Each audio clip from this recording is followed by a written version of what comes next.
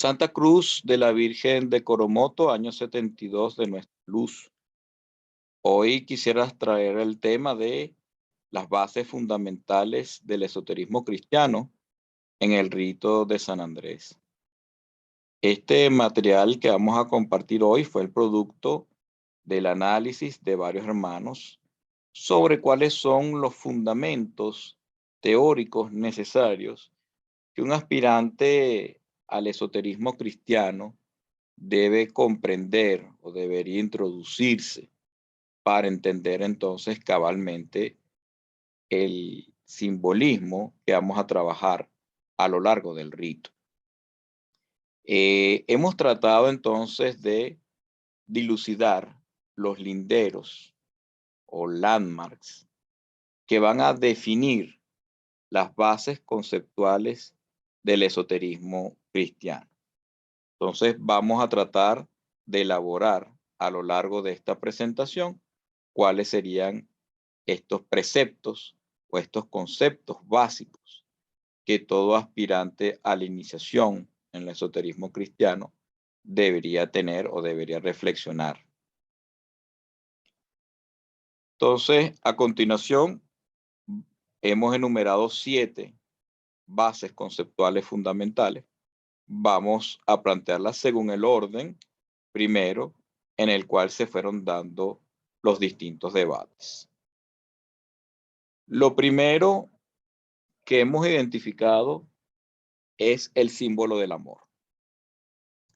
Nosotros consideramos que una de las cosas más características que van a definir al cristianismo como forma tradicional es su gran énfasis que se realiza con respecto al amor. Es decir, el amor como camino, el amor como método, el amor como cualidad teologal, como virtud teologal, para hacernos uno con el prójimo y hacernos uno con Dios mismo. Sería entonces el amor el atributo trascendente que hace que el individuo, que la individualidad se funda en el todo.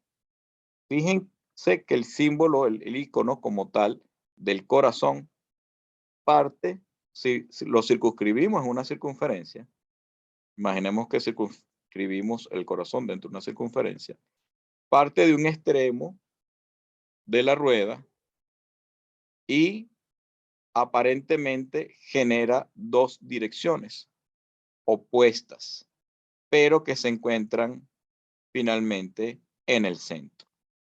Entonces el simbolismo del corazón nos habla de ello, de cómo los opuestos se hacen uno solo.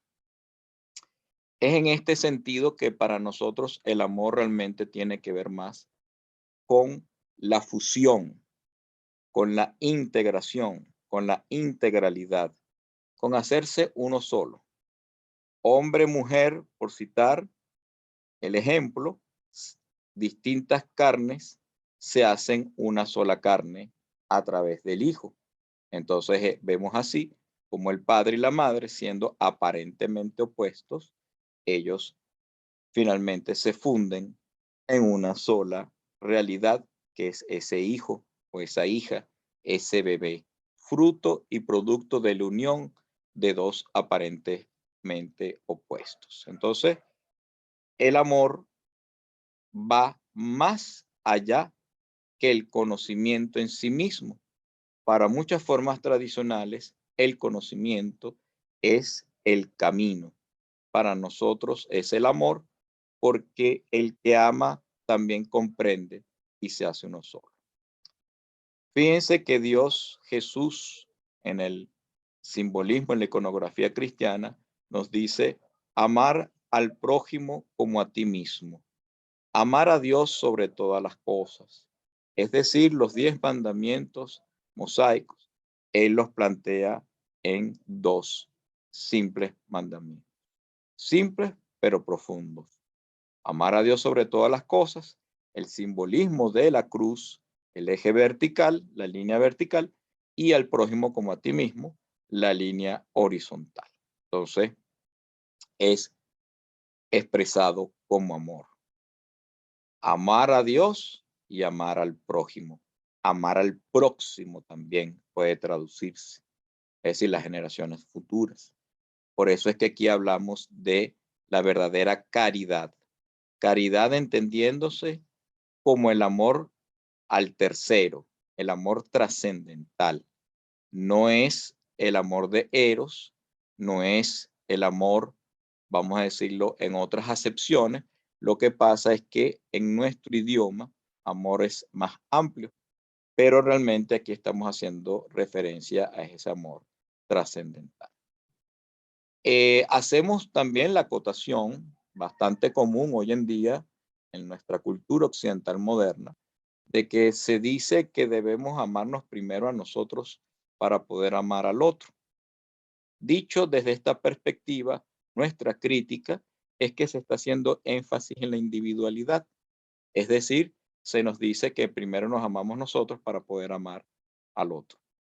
Para nosotros, este no sería la acepción de amor, porque insistimos, el amor fusiona, funde, integra, hace una sola cosa. No se trata de uno con respecto a otro, sino de una misma realidad, de una misma verdad, de una fusión. Por eso decíamos el ejemplo del hijo. El hijo es el fruto de los padres. No es un papá y una mamá separados, no, sino que es una sola cosa. Aquí es exactamente lo mismo. El amor nos hace uno con el todo. Entonces no tiene sentido hablar de la partícula y luego del todo, porque estamos hablando de que el todo es todo. Así mismo es el amor.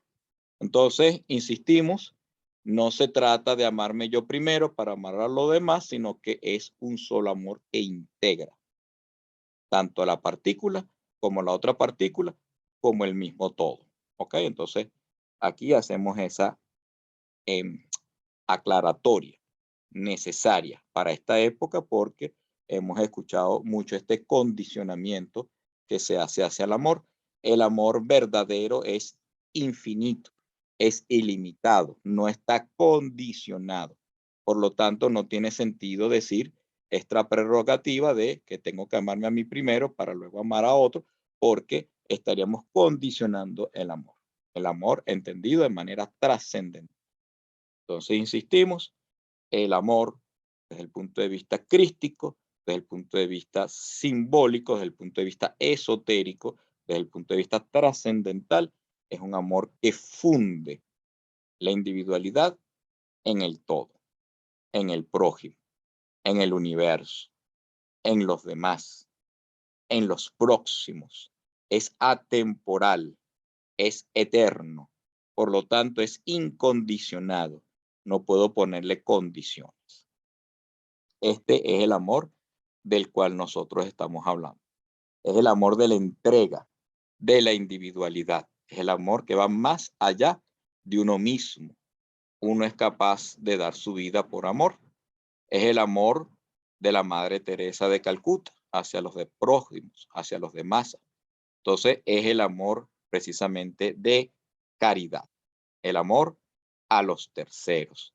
El amor al todo, en donde yo soy parte de ese gran todo. Una simple partícula, una simple gota en un gran océano. Continuamos con otro de los símbolos clave que definen al cristianismo.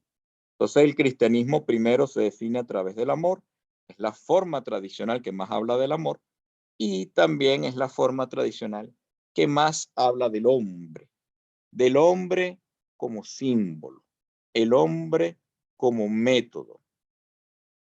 Cristo, Jesús, representa el drama del hombre. Es el hombre que siendo carne es también Dios, es también trascendente. Es Dios que se hace hombre, es el hombre que se hace Dios. Es parte integral de Dios mismo. Entonces, este hombre, a través de su drama, a través de su vida, nos plantea el método en sí mismo. Es la doctrina más humanista que nosotros vamos a conseguir en cualquier otra forma tradicional. Es la doctrina que nos habla de cómo el hombre, siendo hombre, puede llegar a la realización espiritual, pero ojo, siendo verdadero hombre. Y para ello Jesús mismo, el Cristo, es el modelo a seguir, es el modelo de hombre perfecto. Porque sí, efectivamente el hombre puede ser perfecto, como Jesús así nos dice, sed vosotros perfectos, como vuestro Padre en los cielos es perfecto.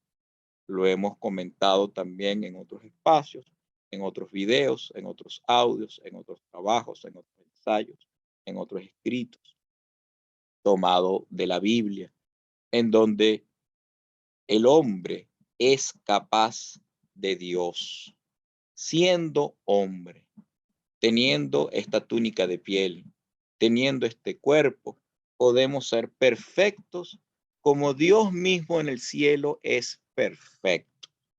Esto es así en palabra del propio Cristo Jesús. Y que nosotros nos podemos hacer uno en Él. Fijemos, pensemos que cualquier situación que nosotros quisiéramos hacer lo correcto, que se nos presente en la vida, cualquier problemática, cualquier circunstancia, cualquier contingencia, con solo evocar al Cristo, es decir, que haría Jesús en esta circunstancia, nosotros ya sabemos lo que tenemos que hacer. Porque Cristo está allí en nuestra esencia humana, está allí en nuestro corazón. Nosotros en el fondo sabemos lo que es correcto, porque en el fondo somos uno con Cristo. Entonces, efectivamente, nuestro corazón, nuestra conciencia, nuestro Cristo interior nos dice qué hacer, cómo hacerlo, cuándo hacerlo, dónde hacerlo. Entonces, efectivamente, tenemos el método. Solo basta con evocar a nuestro Cristo interior para que Él nos guíe y nos diga, sin necesidad incluso de que esta problemática o esta circunstancia o esta contingencia esté explícita en la Biblia. No tiene que estar escrita exactamente en la Biblia. Sin embargo, con evocar el modelo correcto de hombre verdadero, que es Cristo, a seguir, ya sabemos qué hacer. Ya nuestro corazón crístico nos dictamina el proceder. Entonces, fíjense también que Cristo, o esta forma tradicional cristiana, a lo largo también de nuestras parábolas, nos dice cómo es el reino de los cielos. Y el reino de los cielos, Jesús nos los plantea a través de hechos humanos, a través de ejemplos cotidianos, a través de ejemplos totalmente pausibles, totalmente comunes, accesibles a nuestra comprensión. Entonces no es algo abstracto, no es algo imposible, no es algo ajeno, no es algo distante, no es algo frío, sino que es algo que podemos practicar en nuestro día a día. Entonces aquí la invitación a todos los hermanos es justamente buscar aquellas parábolas en donde Jesús nos dice, el reino de los cielos es como, y nos habla de una situación totalmente común, totalmente ordinaria, coloquial, que cualquier hombre puede comprender plenamente, cabalmente. Y aún así estaremos comprendiendo el reino de los cielos. Entonces, finalizamos esta idea. Cristo es en sí mismo el camino, es en sí mismo el método, es en sí mismo el modelo, es en sí mismo el ejemplo de hombre verdadero. Y nosotros, como hombres, tenemos ya siempre a Cristo en nuestro corazón. Tenemos esa chispa divina, esa potencialidad crística en nuestro ser a ser realizada, a ser despertada. Por lo tanto, nosotros somos imagen y semejanza de Dios verdadero también. Somos Dios en potencia. Solo debemos entonces seguir este camino del hombre verdadero para hacernos uno con el todo. Otro concepto que está hilado al anterior es nada más y nada menos que uno de los símbolos más profundos también de nuestra cristiandad, que es el de la Santísima Trinidad. Entonces, el símbolo de la Santísima Trinidad es un símbolo profundamente cristiano. Es tal vez una de las formas tradicionales que mayor énfasis hace en esta Trinidad, en donde la Trinidad no es simplemente como a veces se plantea en el exoterismo cristiano, que Dios es Padre, Hijo y Espíritu Santo al mismo tiempo, porque esto es fácil de comprender, entre comillas. Sabemos que hay algunas formas tradicionales que así no lo pueden percibir, pero para nosotros Dios es infinito y al ser infinito, todo lo puede. Y como todo lo puede, entonces perfectamente puede ser padre y puede ser hijo al mismo tiempo, sin negarse ni contradecirse. Simplemente la verdad de Dios trasciende cualquier lógica aristotélica, humana y obviamente materialista. Incluso pudiéramos añadir atea porque Aristóteles era un ateo. Entonces, él es quien plantea el principio de identidad. A es igual A es distinto de B y no puede existir un tercero. Entonces, obviamente, las verdades de Dios trascienden a la lógica aristotélica. Entonces, ¿Dios puede ser Padre, Hijo y Espíritu Santo al mismo tiempo? Sí, perfectamente, sin necesidad de contradecirse, porque él no tiene por qué cumplir con la lógica planteada por Aristóteles. Que por cierto, este, sabemos que es una lógica planteada en un régimen totalmente estático, eh, que no acepta el dinamismo del fluir de la vida, del universo, de la existencia, mucho menos del espíritu. Entonces, bueno, la Santísima Triunidad no solamente nos habla de que Dios es Padre, Hijo y Espíritu Santo al mismo tiempo, sino que también, como lo podemos ver en la Biblia, tenemos las citas en otros videos y audios previos que hemos grabado también, nos dice que nosotros podemos ser uno con Jesús, así como Jesús es uno con el Padre. Y nos invita a que seamos también copartícipes de la Santísima Triunidad, es decir, que seamos uno con el Creador, que seamos uno con el todo. Porque incluso nos dice Jesús que hasta cosas mayores podemos hacer que Él mismo, porque para eso Él vino primero al Padre. Entonces, nosotros somos parte de ese Hijo de la Santísima Trinidad. Cuando decimos que Dios es Padre, Hijo y Espíritu Santo, nosotros mismos también nos incluimos en el Hijo a través del Cristo. Por lo tanto, efectivamente o potencialmente podemos ser parte de la Santísima Triunidad. Y esta es la invitación, esta es precisamente la promesa, este es precisamente lo que nosotros debemos hacer. Y la forma tradicional que de una manera más claramente explícita así lo plantea con el símbolo de la Santísima Trinidad es justamente el cristianismo. Por lo tanto, este sería nuestro tercer lindero o nuestro tercer landmark. Hemos hablado del amor, hemos hablado del Cristo como hombre verdadero y hemos hablado de la triunidad. Tres conceptos básicos, tres símbolos trascendentales que ya nos van configurando la esencia del esoterismo cristiano, de nuestra cristiandad. Otro punto también importantísimo es la resurrección. A diferencia del Oriente, el Oriente plantea la reencarnación, nosotros tenemos la promesa de la resurrección.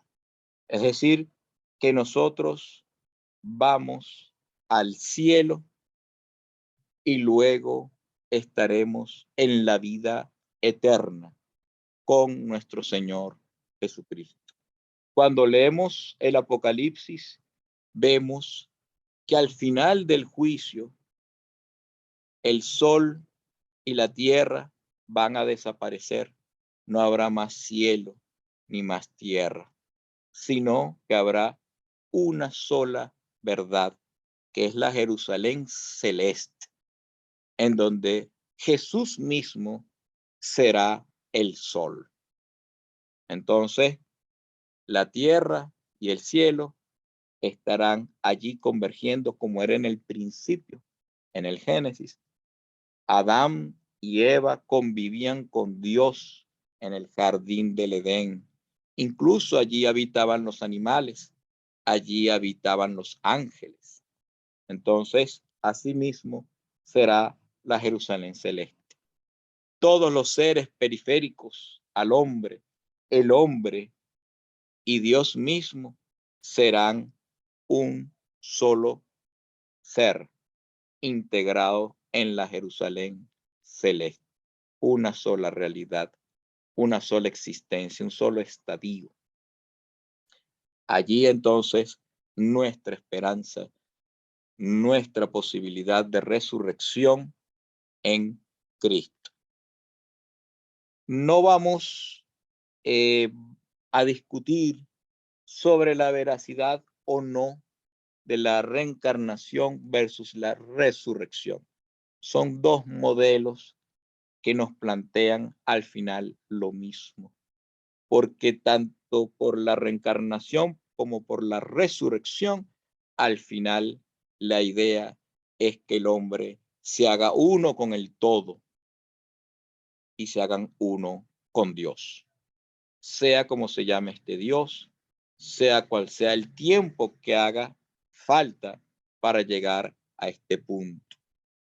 Para los orientales es a través de varias vidas, es el círculo de las eternas encarnaciones del samsara.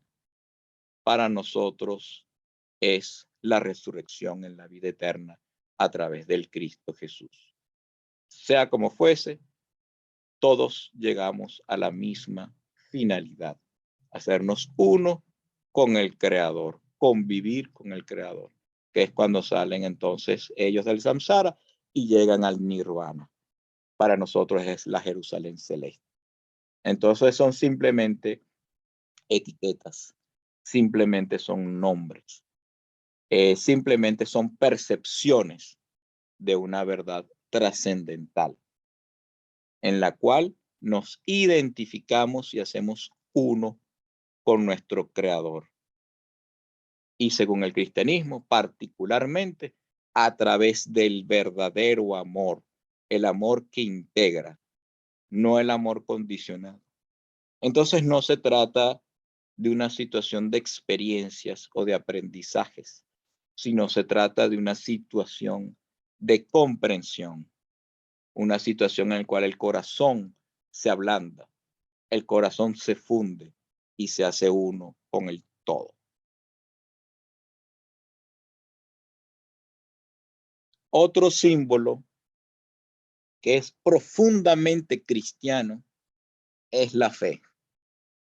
Decimos profundamente cristiano porque en el Antiguo Testamento no se hace referencia a la fe, sino que en hebreo la traducción de muchos de estos términos, de estas palabras que nosotros manejamos en la Biblia como fe, realmente tenía distintas connotaciones. Ellos en el Antiguo Testamento, los judíos, hablaban de conocimiento, hablaban de credulidad incluso, es decir, de una creencia, mientras que el cristianismo habla explícitamente de fe. La fe es prácticamente un término cristiano. La fe a lo largo del tiempo ha sido incomprendida, ha sido llevado a un mero acto de credulidad, cuando la fe va más allá del conocimiento. Obviamente también va más allá de la credulidad. Entonces, es algo que no solo contempla el conocimiento o la gnosis, como podemos verlo en otras formas tradicionales cuando hablan de la gnosis, sino que la fe incluso va más allá. Porque como diría el autor Fermín Baliamesti, es la certeza del corazón. No es una certeza de la mente, no es una certeza de la intelectualidad, sino que es una certeza del corazón. Es decir, es la verdad de nuestra intuición, es la verdad de nuestro verdadero ser, es la verdad en todo caso del intelecto puro, entendiendo ese intelecto puro como parte integral de Dios. Es la verdad de Dios mismo, en donde Dios, al evocarse a sí mismo, genera un acto de recuerdo, de recordis, de volver a recordar. Es el conocimiento no aprendido. Entonces, no es un conocimiento que es adquirido por nuestra mente, sino conocido por nuestro corazón, porque recuerda, porque sabe de dónde viene y viene de Dios, viene de la verdad una. Por lo tanto, es un acto de recordis, de recuerdo. En este orden de ideas, entonces, hacemos énfasis en que, por ejemplo, los apóstoles, al recibir el don de lenguas en Pentecostés, ellos tenían la capacidad de poder hablar cualquier idioma. Y es así como entonces empezaron a evangelizar. Entonces la fe, en este caso, no es un acto de credulidad, sino que es un acto de conocimiento, de un conocimiento en donde ellos podían hablar cualquier idioma, de cualquier país, de cualquier cultura. Entonces, no es una mera credulidad, sino al contrario, es un conocimiento que va más allá del aprendizaje meramente lingüístico. Es un conocimiento en el cual te identificas con la lengua madre de todas las lenguas. Y es por ello que puedes hablar cualquier idioma. Entonces, es un conocimiento trascendental. Entonces, la fe también podemos decir que tiene una parte activa y una parte protagónica. La fe no es pasiva. La fe, por eso le insistimos, no es una mera credulidad, tiene un fuerte componente activo. Recordemos que el propio Jesucristo, cuando fue a su propia tierra, no pudo realizar ningún milagro. Él mismo dice, nadie es profeta en su propia tierra. ¿Por qué los hombres de esos pueblos o de su pueblo no tenían fe? En cambio, en otros pueblos pudo realizar milagros, milagros sorprendentes. ¿Y qué decía Jesús a las personas que realizaban este milagro? Él les decía, tu fe te ha salvado. Es decir, no era Jesús quien hacía el milagro, sino que era la fe del propio ser, del propio individuo, del propio personaje que se le acercaba a Jesús, quien realizaba el acto de fe. Entonces, insistimos, la fe también tiene un profundo carácter protagónico. Es decir, si el individuo no tiene fe, simplemente no ocurre el milagro, como justamente pasaba con Cristo en su propia tierra. Porque Cristo seguía siendo Cristo, pero los hombres de su tierra eran los que no tenían la fe, mientras que los hombres de otras partes eran los que tenían la fe. Y por eso entonces Jesús le decía, tu fe te ha salvado.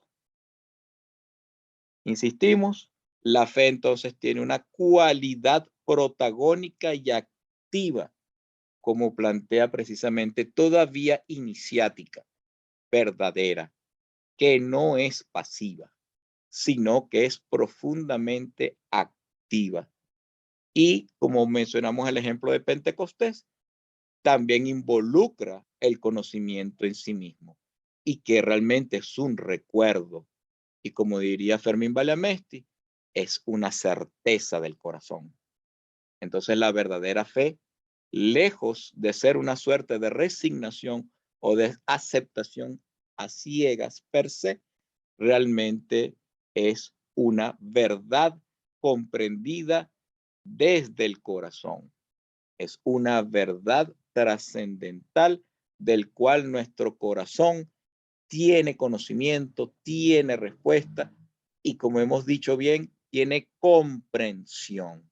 Es decir, realmente comprende lo visible y lo invisible. Esa es la verdadera fe, la que es capaz de comprender las cosas terrenales y las cosas celestiales. Otro símbolo es el de la cruz. Hablamos de la cruz porque el cristianismo hace del símbolo de la cruz una herramienta poderosísima para poder sintetizar el método. El mismo René Guénon dedica un libro, un texto completo para hablar del simbolismo de la cruz en distintas formas tradicionales, en distintas culturas a lo largo del tiempo. Sin embargo, es el cristianismo quien hace mayor uso de este símbolo sintético que resume el método de realización espiritual a prácticamente dos pasos. Como hemos dicho, se pueden ver en el eje vertical, amar a Dios sobre todas las cosas, y en el eje horizontal al prójimo como a ti mismo, usando el símbolo de la cruz. Pero la cruz, a su vez, tiene muchas otras connotaciones. Sabemos que el mero hecho del persignarnos, de hacer este mudra, este gesto ritual, ya de por sí nos centra. Tiene la capacidad de centrarnos instantáneamente, cosa que no ocurre en ninguna otra forma tradicional. Insistimos en ello. Es el mudra más práctico y sintético que pueda alguna forma tradicional tener. De hecho, hemos visto en el mismo texto de René Guénon el comentario que hace un maestro sufí al decir o reconocer que los cristianos tienen el símbolo de la cruz. Sin embargo, ellos tienen su significado, ¿no? Por eso es que para nosotros es importante profundizar en el significado, como obviamente cristianismo esotérico, como rito de San Andrés, no desde el punto de vista exotérico. Desde el punto de vista exotérico sabemos que para los religiosos Jesús simplemente fue colocado en una cruz, como dirían algunos otros, en el madero de tormentos, y que más bien lo ven como algo peyorativo, como algo negativo. Para nosotros va mucho más allá. Nada, absolutamente nada en la vida de Jesús es casual. Nada, absolutamente nada en la vida de Jesús es un error. Nada, absolutamente nada en la vida de Jesús es simplemente algo circunstancial. Todo la vida de Jesús en sí misma es un método. Toda la vida de Jesús en sí misma es un símbolo. Toda la vida de Jesús en sí misma es trascendental, es importante y tiene mucho que reflexionarse, mucho que meditar. Por lo tanto, la cruz no es un simple acontecimiento y ya. La cruz es nada más y nada menos que el símbolo que él utiliza para su sacro oficio, para cumplir con su misión sagrada. Y de aquí entonces la otra connotación que tiene la cruz y la crucifixión o incluso el vía crucis del simbolismo católico. Para muchos puede verse escatológico y esto no debe sorprendernos. La vida de Jesús siempre trae símbolos que nos traen la integralidad de la existencia, de la vida, del ser. En su propio nacimiento hubo muerte, el Día de los Inocentes, en donde Herodes sacrifica a todos los niños menores de 2 años. Pero aún así está la esperanza del nacimiento del Mesías, del elegido, del Rey de Dios. Entonces, en ese contexto catastrófico está al mismo tiempo el símbolo de la esperanza, el símbolo de la verdadera naturaleza del ser, más allá de las apariencias, más allá del invierno, más allá de las 12 de la noche, más allá de la persecución, más allá del establo, más allá de estar huyendo, el verdadero espíritu prevalece. Y eso es lo que debemos recoger. Igualmente en la cruz, más allá de la cruz, de la humillación, de la traición, de el contexto en el cual los discípulos incluso niegan a Jesús, caso de San Pedro, o incluso el mismo Santo Tomás que no creyó hasta meter el dedo en la llaga. Más allá de todo ello, estaba dándose el sacro oficio, estaba aconteciendo lo que Dios había dispuesto, estaba ocurriendo el milagro de la resurrección. Entonces, allí la esperanza, allí el pago de la deuda que todos nosotros como hombres tenemos. Dios, Jesús, Cristo, pagó, por decirlo así, el karma o la deuda, los pecados de toda la humanidad pasada, presente y futura. De allí que en el Getsemaní, él al orar sudaba gotas de sangre. Entonces, efectivamente, Jesús simboliza en sí mismo a toda la humanidad. Él representa a toda la humanidad, a todos los hombres. En ese momento él había llegado al estado del hombre primordial, es decir, de Adán mismo, de el propio padre de todos los hombres, que es Adán. Y obviamente fue más allá, porque se hizo uno con Dios. Por eso pudo restablecer el pecado original y por eso es que entonces se establece el nuevo pacto de la alianza a través del sacro oficio de Jesús, a través de su sangre y a través de su cuerpo. Entonces es así como ya Jesús, Cristo Jesús, nos ha ahorrado mucho del camino a andar. Él es el camino, la verdad y la vida. Nadie llega al Padre si no es a través de mí, dice Jesús. Entonces, efectivamente, aquí también nos está hablando del método.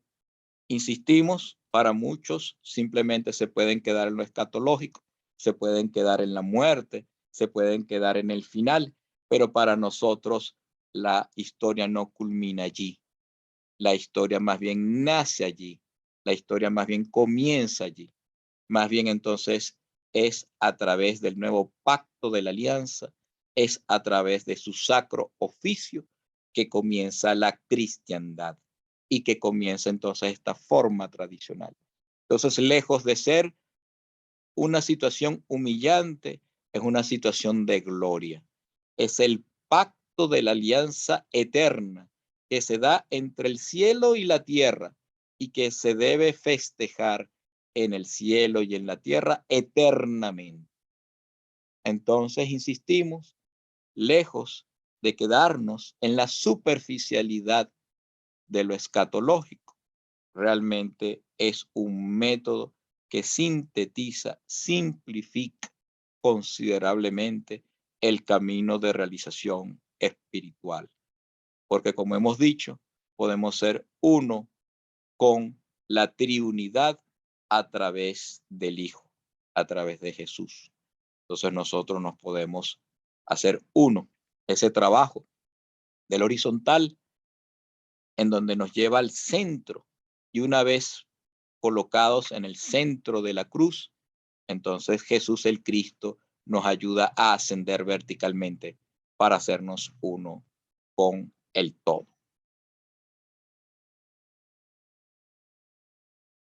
Otro símbolo que traemos más propiamente de nuestro simbolismo esotérico, cristiano esotérico con S, es la misión.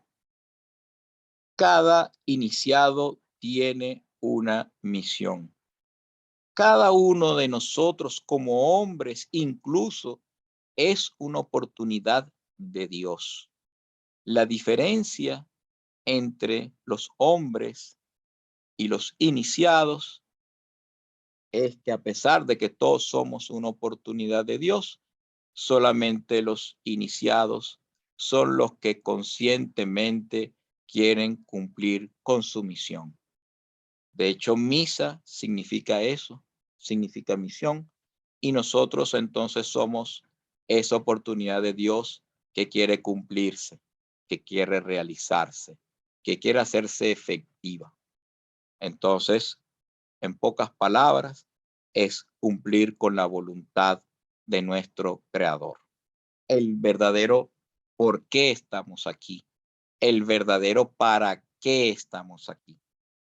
¿Por qué y para qué se comprenden en este símbolo que es el Sagrado Corazón de Jesús, que arde en cada uno de nosotros, que simplifica también y resume simbólicamente el método? Tiene calor y también irradia luz. Y la flecha nos indica la dirección hacia dónde debemos dirigirnos. Debemos dirigirnos a nuestro corazón, a nuestra esencia, a nuestro verdadero ser. Solamente la voz de Dios es quien nos puede develar los pasos que debemos seguir, la vida que debemos llevar. Conociéndonos a nosotros mismos, conocemos a nuestro Señor, conocemos nuestra verdad. Si nosotros sabemos quiénes somos, cuál es nuestro verdadero nombre del cielo, entonces en ese orden de ideas podremos ser y podremos expresarnos naturalmente en este mundo y en ese sentido cumpliremos con nuestra misión. Cumpliremos con nuestra misión porque actuamos de manera consona, de manera conforme, de manera armónica con lo que somos. Y lo que somos es lo que vamos a llevar al mundo. Esa es nuestra misión.